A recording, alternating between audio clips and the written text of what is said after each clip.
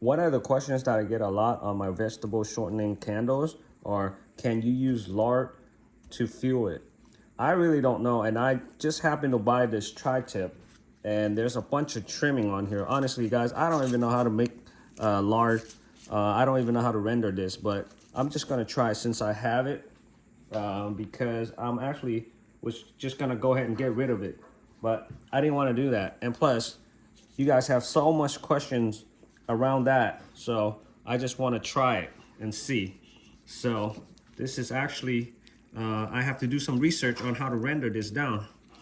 So I'm gonna show you guys the process of me just trimming it, so you guys know where I'm getting this source from. And then I'm gonna do some research and try to find the best way to render this into some sort of useful energy, I guess you can say. I know it's probably gonna smell, but we'll try to keep the smell to some minimum.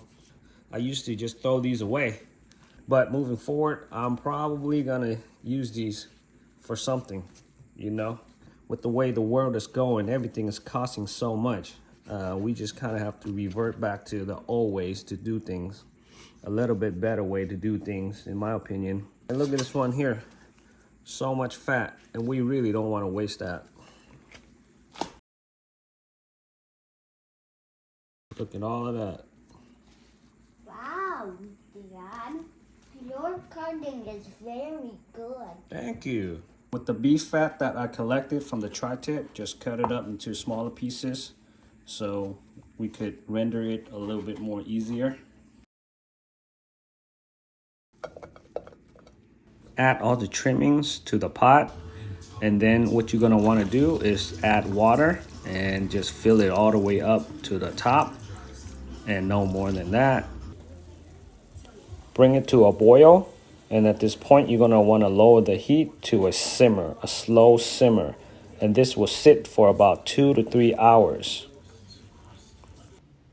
After 2 to 3 hours, it's gonna look like this. And you know that it's done because all the fat trimmings are turning brown.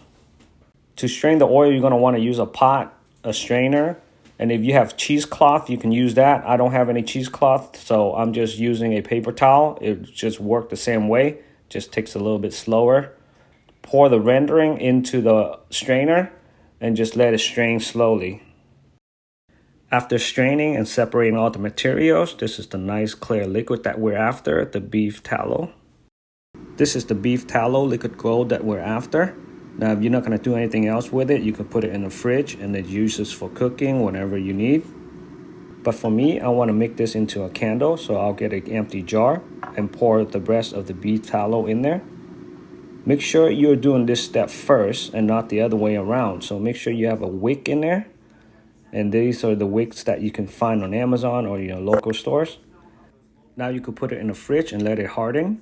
You will see the liquid gold turn from gold color to a solid white. And it's gonna look like this. Now I have a wick in there that I can go ahead and cut. And now you're good to go. When you light this, it's gonna smell like beef in the whole house. I really don't know, but I haven't tried.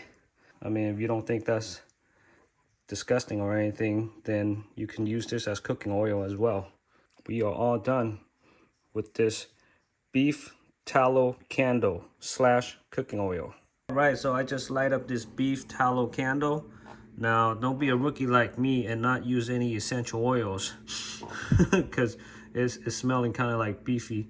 Yeah, if you're gonna make this into a candle, make sure you add some essential oils.